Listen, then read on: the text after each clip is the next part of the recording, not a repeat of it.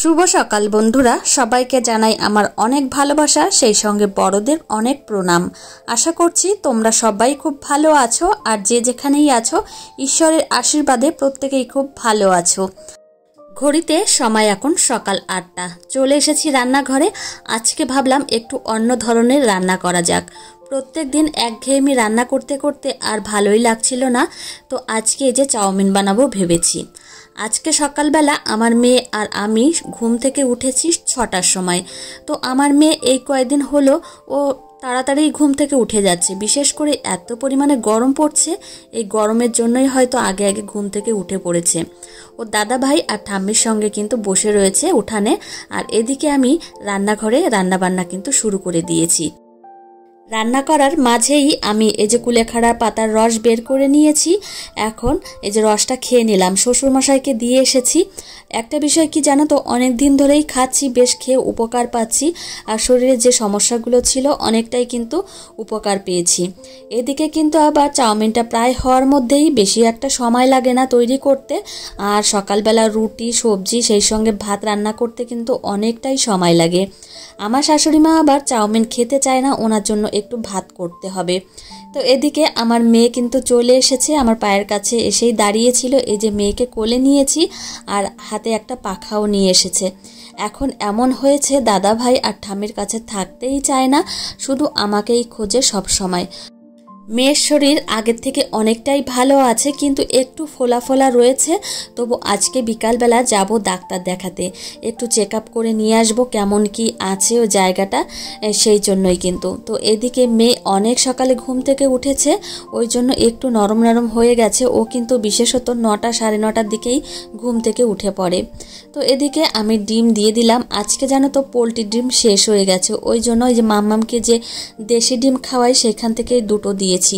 আর দেশি ডিম সত্যি অনেক দিতে একটা গায়ে বাঁধে, আর অনেক দাম, তো ওই জন্যই কিন্তু দুটো দিয়ে দিয়েছি। আর আজকে সকালে শ্বশুরমশাই এই যে 6টা ডিম নিয়ে এসেছে, এইগুলো কিন্তু মাম্মামকে খাওয়াবো। এই 3-4 দিন হচ্ছে ওকে খাওয়াচ্ছি না, তো ভাবছি যে এখন থেকে ওকে আবার খাওয়ানো শুরু করব। অনেক দিন ধরেই বাবাকে বলছিলাম কুমড়ো ফুল আনতে, বাজারে যদি পাওয়া যায়। তো বাবা আজকে কুমড়ো ফুল নিয়ে এসেছে। তো কুমড়ো ফুলগুলো একটু ছোট ছোট হয়ে গেছে, বাবা বলল এখন পাওয়া যায় না, বিশেষ করে শীতের দিকে বেশি ভালো পাওয়া যায়। তো যাই হোক এনেছে। তো একটা বিষয় কি জানো তো, যত বড়াই খেয়েছি তার মধ্যে কিন্তু এই কুমড়ো ফুলের বড়াটাই আমার সব থেকে বেস্ট লাগে। আমার বাবা মারা গেছে এই 7 বছর হলো। আমার বাবা কিন্তু আমাদের মাঝে আর নেই। ছোট্টখাট্টো আবদারগুলো কিন্তু আমার শ্বশুর মশাইয়ের কাছেই করে থাকি। বিশেষত বড় বড় আবদারগুলো কখনোই করি না, এই ছোট্টখাট্টো আবদারগুলোই করে থাকি। তো যাই হোক, এদিকে কিন্তু চাউমিনের প্লেটটা আমি সুন্দরভাবে সাজিয়ে নিয়েছি। প্রথম প্লেটটা আমার শ্বশুরমশাইকে দিয়ে এসেছি, আর এই যে দ্বিতীয় প্লেটটা আমার জন্য সাজিয়েছি। আর চাউমিন কিন্তু আমি একটু গরম গরম খেতে ভালোবাসি, ওই কারণেই প্রথমেই নিয়ে নিয়েছি। আর তোমাদের দাদা ভাই আর বাড়ির সবাই কিন্তু পরে খাবে। তো এদিকে চাউমিন খেয়ে আমি চলে এসেছি রান্নাঘরে। রান্নাঘরটা কিন্তু ক্লিন করা হয়নি, ওই অবস্থাতেই কিন্তু রয়েছে। এখন আমি সুন্দর করে মুছে পরিষ্কার পরিচ্ছন্ন করে নিচ্ছি। রান্নাঘরে কিন্তু রান্না যতবারই করি না কেন, রান্নাঘর কিন্তু পরিষ্কার পরিচ্ছন্ন করেই রাখি। আর যতবারই রান্না বান্না করা হোক না কেন, রান্নাঘরটা কিন্তু পরিষ্কার করেই রাখতে হয়, না হলে কিন্তু প্রচণ্ডই নোংরা হয়, আর দেখতে কিন্তু খুব বাজে লাগে। তো বাসন কোসনও কিছু হয়েছে, এখন মেজে ঘষে একবারে ধুয়ে পরিষ্কার পরিচ্ছন্ন করে তবেই কিন্তু রান্নাঘর থেকে ও ঘরে যাব। রান্নাঘরের কাজবাজ কমপ্লিট করে আবার মেয়ের জন্য খিচুড়ি বসাতে হবে প্রেসার কুকারে, ওই জন্য এই কাজগুলো একটু কমপ্লিট করে নেব তাড়াতাড়ি করে। আর একটা বিষয় হয়েছে কি, আজকে সকালবেলা মেয়ে অনেক সকালেই উঠেছে, 6টা নাগাদ উঠেছে, ওই জন্য সকালের খাবারটাও একটু আগে আগে খাইয়ে দিয়েছি। ওই জন্যই কিন্তু 11টার মধ্যে খাওয়াবো খিচুড়িটা, ওই জন্য আগে আগে রান্না করতে হবে। তো এই যে দেখো থালা বাসনগুলো সুন্দরভাবে ধুয়ে এই যে রাখছি, আবার জায়গা মতো জায়গায় আবার রাখতে হবে।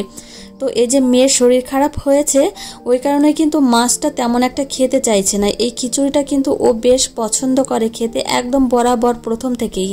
আর দেখবে শরীর অসুস্থ হলে কিন্তু এই মাছটা অত ভালো লাগে না, বিশেষ করে আমাদের বড়দেরই কিন্তু তেমন একটা ভালো লাগে না, মন যেটা চায় সেটাই কিন্তু খেতে ইচ্ছা করে।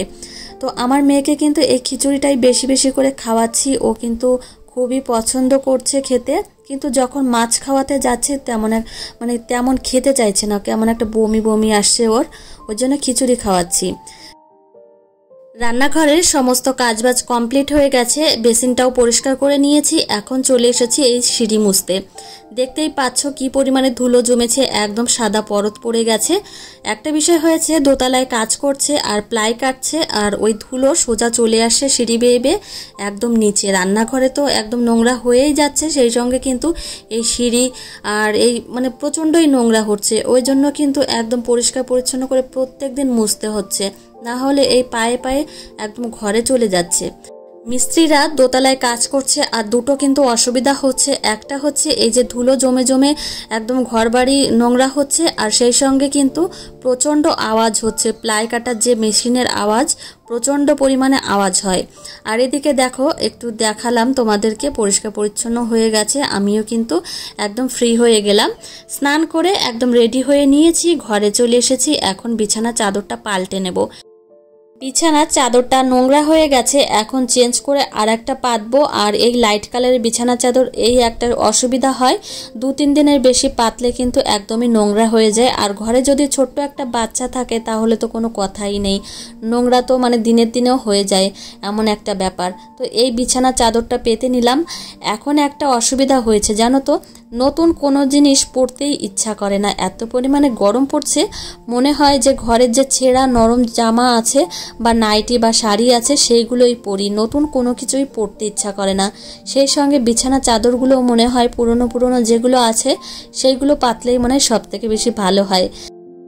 তো এদিকে পুরনো বিছানা চাদরটাই কিন্তু আমি এখন পেতে দিলাম। আমার ঘরে কিন্তু এখনো এসি বসানো হয়নি, আমরা কিন্তু ফ্যানের নিচেই থাকি। ইচ্ছা আছে যে দোতলার ঘরে এসি বসাবো। তোমাদের দাদাভাই গতকাল দেখাচ্ছিল এসি, তো ফোনে দেখাচ্ছিল আর কি, তো বলছিল যে কোনটা পছন্দ, তুমি একটা দেখে পছন্দ করো। তো ওপরে তো বসাতে হবে।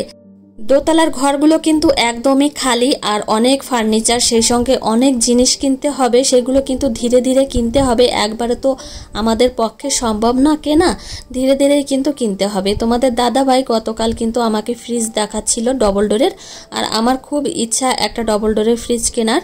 তো তোমাদের দাদাভাই দেখাচ্ছিল আর বলছিল যে হয়তো 1 মাসের মধ্যেই কিনবে, কিন্তু আমি বারণ করেছি যে 1 মাসের মধ্যে কিনতে হবে না, একবারে দোতলায় যাব তখনই কিনবো। কেননা এখন থাকি না, কেন শুধু শুধু কিনে ঘরের মধ্যে রেখে দেব, ওই কারণে কিন্তু। আর এসি, সেই সঙ্গে একটা চিমনি কেনার কথাও কিন্তু বলেছে। তো যাই হোক বন্ধুরা, তোমাদের সঙ্গে কথা শেয়ার করতে করতে অনেকটা দূরই এগিয়ে গেছি, ঘরের কাজকর্ম কিন্তু হয়ে গেছে। এদিকে মামামে খিচুড়িটা এখন এই যে রেডি করছি। তো প্রচণ্ডই গরম রয়েছে, ভেবেছি হাত দিয়ে মাখবো, এত গরম হাতই দেওয়া যাচ্ছে না। একটু ঠান্ডা হবে তারপর কিন্তু একটু ভালো করে হাত দিয়ে মেখে মামামকে খাওয়াবো। তো একটা বিষয় কি জানো তো, তোমরা কিন্তু আমার একটা ফ্যামিলির মতো হয়ে গেছো, ওই কারণেই তোমাদের সঙ্গে অনেক কিছু শেয়ার করি। তো আমার কিন্তু ভালো লাগে এগুলো শেয়ার করতে। তো এই যে দেখো, আমার মেয়েকে এখন খিচুড়ি খাওয়াচ্ছি। আর সত্যি কথা, আমার মেয়ের শরীরটা এখন একটু উইক হয়ে গেছে, ওই কারণে একটু খিচুড়ি খাওয়াচ্ছি। ও যেটা পছন্দ করছে সেটাই কিন্তু খাওয়াচ্ছি, আর যেটা পছন্দ করছে না সেটা জোর করে খাইয়ে কোনো লাভ নেই। ওই যে মাছ এখন ওর ভালো লাগছে না খেতে, খাওয়াতে গেলেই কিন্তু ও একটু ওক টানছে, বমি করে ফেলছে, ওই কারণে খাওয়াতে চাচ্ছি না। তো এদিকে মেয়েকে স্নান করিয়ে নিয়ে এসেছি, আর এখন মেয়েকে রেডি করাচ্ছি। বাবালে, মামা মামাকে ভালোবাসে, অনেক ভালোবাসে, তাই মা? তো মামামকে জামা পরিয়ে দিলাম, নতুন জামা। আচ্ছা, এরপরে মামামকে ক্রিম নাও, ক্রিম মাখবে না? মামামকে মুখে এখন ক্রিম লাগিয়ে দেব। আমার মামামের নজর লাগবে না, কেউ নজর দেবে না আমার মামামকে, ওই জন্য আমার মামামকে টিপ পরাচ্ছি, কালো টিপ, একদম নজর দেবে না কেউ, তাই না? দেখি, পরিয়ে দিলাম ছোট্ট করে, সুন্দর করে। আর একটা পায়ের নিচে পরিয়ে দিলাম। হ্যাঁ, হয়ে গেছে। এখন টিপটা যাতে না ওঠে তার জন্য একটু পাউডার দিয়ে দিলাম টিপের উপরে, আর একটু পায়ের তলায়ও দিয়ে দিলাম পাউডার। আর এখন এখানে দিয়ে দিই মাম্মা, একটু এখানে দিয়ে দিই, একটু এখানে দিয়ে দিই। হ্যাঁ, এই তো হয়ে গেছে, হয়ে গেছে মাম্মা। যাও। তো এখন ঘড়িতে সময় দুপুর 12:17 আর মাম্মামকে স্নান করিয়ে নিয়ে এসেছি আর রেডিও কিন্তু করে দিয়েছি। তো এই যে পর্দার ওপাশে কিন্তু দাঁড়িয়ে রয়েছে। তো স্নানের পরেই কিন্তু ওকে ঘুম পাড়াতে আসলে 5-6 মিনিটের মধ্যেই কিন্তু ঘুমিয়ে পড়ে। আর বেশি ঘুম পেলে কিন্তু ও খুবই কান্নাকাটি করে। মাম্মাম কি করছো? মিমিদের একটু হাই বলো, হাই বলো একটু। মাম্মা তুমি খুব দুষ্টু জানো। তো যাই হোক, ওর শরীরটা একটু ভালো আছে, ওই জন্যই কিন্তু এত দৌড়াদৌড়ি ছোটাছুটি করছে। আজকে সন্ধ্যার সময় আবার একটু যাব ওকে ডাক্তার দেখাতে। তো শরীরটা একটু চেক আপ করাতে হবে কেমন কি আছে। আর এখানে টনসিলটা না কেমন একটা লাল লাল টাইপের হয়ে গেছে, ওই কারণেই কিন্তু যাব। তো মাম্মাম হ্যালো বলো, হাই এরকম বলো, হাই। মেয়ে ঘুমিয়ে গেছে আর মশারি টানিয়ে দিয়েছি, মশারির উপরে কিন্তু এই ওড়নাটা দিয়ে দিয়েছি। আর মেয়ের শরীর এখন একটু দুর্বল, তো মাঝে মাঝে একটু গাটা গরম থাকে, ওই কারণে এই ওড়নাটা দিয়ে দিয়েছি মশারির উপরে। আর কি জানো তো, এইভাবে দিয়ে দিলে একদম ডিরেক্ট হাওয়াটা ওর গায়ে লাগবে না, তো ঘরটা ঠান্ডা থাকবে, ওই হিসাবেই কিন্তু আমি দিয়ে দিই। মাম্মামকে ঘুম পাড়িয়ে চলে এসেছি দোতলায়, দেখতে এসেছি কাজবাজ কতটা কমপ্লিট হলো।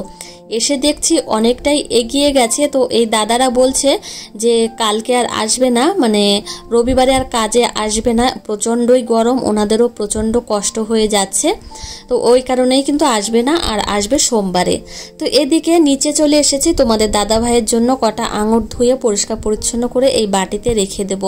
সত্যি কথা, আমাদের ঘরের মধ্যে থাকতে এত পরিমাণে কষ্ট হয়, আর এই যে পুরুষ মানুষটা বাইরে থাকে, ওর কত কষ্ট হয় সেটাই ভাবি। যতই ঘরের ভেতর থাকুক কিন্তু কষ্ট তো হয়, ঘরের বাইরে তো থাকে, অনেক কষ্ট হয়, ওই কারণে কিন্তু ওর একটু যত্ন করে থাকি।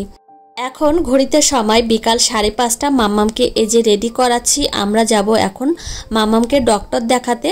তো এই যে মাম্মামকে এখন ঝটপট করে রেডি করাচ্ছি, আমি কিন্তু রেডি হয়ে গেছি, তোমাদের দাদাভাইও কিন্তু রেডি হয়ে গেছে।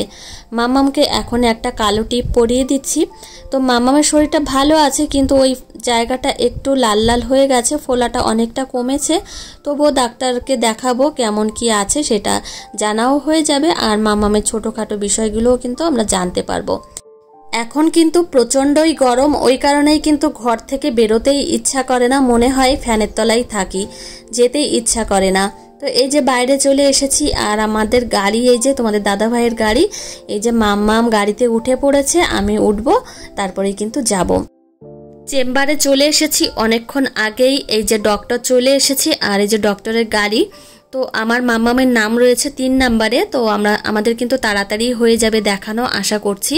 আর এদিকে মাম্মাম কিন্তু দাঁড়িয়ে রয়েছে, আর প্রচণ্ডই গরম, সত্যি কথা খুবই কষ্ট লাগছে মাম্মামকে দেখে। আর মিনি ফ্যানটা নিয়ে এসেছি সঙ্গে করে। তো আজকের ব্লগটি এখানেই শেষ করছি, আর মাম্মামকে ডক্টর দেখানোর পরে ডক্টর কি বলেছেন অবশ্যই কিন্তু তোমাদের সঙ্গে শেয়ার করব পরের ব্লগে। তো চলো বন্ধুরা, আজকের ব্লগটি এখানেই শেষ করছি, টাটা।